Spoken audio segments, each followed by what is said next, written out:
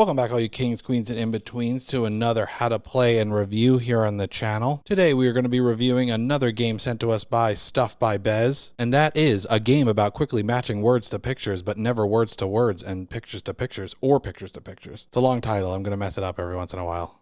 The game is super simple. You're going to start with your deck, and you're going to divide the deck in roughly half and flip them over, and you're going to see what is pictured there.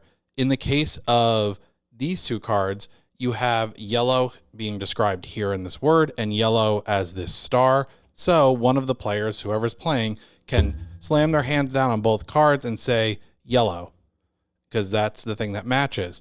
They would then get these cards. You're going to keep splitting.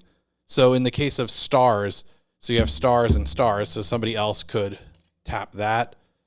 If you run into something like this where it's cat and cat, that's two things that can't match because you can't match words to words. So you're going to split the pile.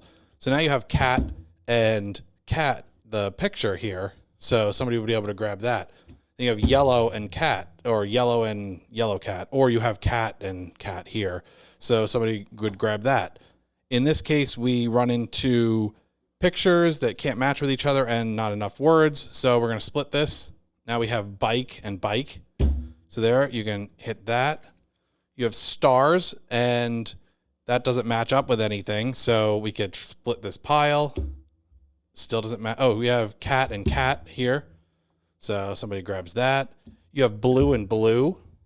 So the blue bed, it looks like the bed. Yeah, bed is blue, and then the word blue.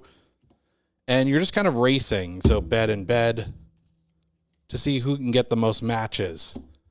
And you're going to progress until you reach a point where you can't divide the piles anymore. So if it gets to the point where you have, say, this, and that, or that on the table here, then you're not going to be able to match anything because blue doesn't match with any of the pictures. You can't match pictures with pictures. So this would be the end of the game. And then you would just count out the amount of pairs that everybody has.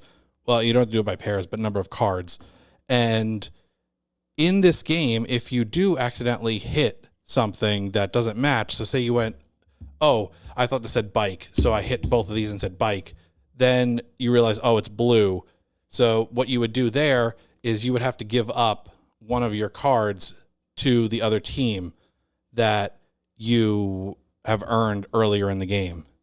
It specifically says that you give one of your cards to another player. It doesn't say if you're teamed or if you pick the player. I'm assuming you just get to pick the player, and that's the game. So now that you know how to play, I'll let you know my thoughts on it.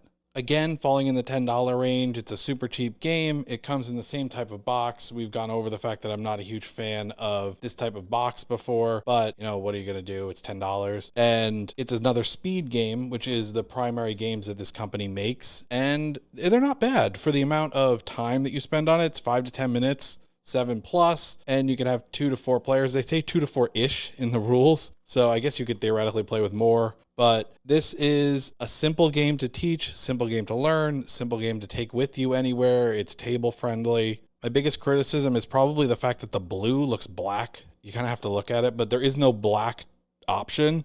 So the fact that by process of elimination, this one has to be blue and not black. I just wish the blue was a little bit more visible on the screen. Looking at it, it looks very black. But beyond that, there's not really much that I have to do with it. It's a simple game. It is simple art style for what it is, and it serves its purpose. It's fun. You get laughs out of it. We will have all of the relevant information down in the description on the game and the company. Like this video if you like it. Comment down below and let us know if you like matching games or memory games or speed games, things like this that this company tends to make. Subscribe to the channel so you don't miss any of this content going forward, and ring that bell so you know what's up. We'll catch you in the next one.